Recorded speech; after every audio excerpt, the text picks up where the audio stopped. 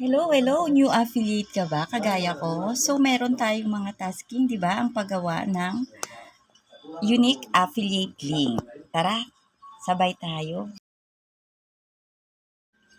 So, dito nga sa profile natin, i-click natin generate 20 unique affiliate link. Then, mapupunta tayo dito, click natin yung go.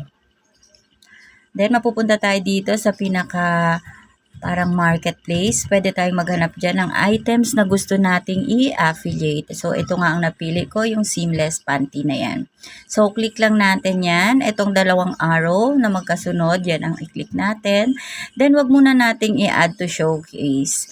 Itong nasa taas na arrow, i-click po natin yan, mga mi. Then, copy link. Then, back lang po natin yan hanggang sa mapunta tayo sa ating pinaka-profile. Click natin tong plus icon. Dito sa plus icon, may lalabas na product URL. Click natin. Then, dito natin i-paste yung kinapi nating link. Ilagay po natin yung cursor dyan sa before mag-H.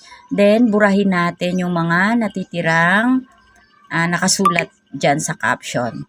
Kapag napansin nyo, lumabas na yung check, then okay na po yan, then add to showcase. Ganyan lang mga mi.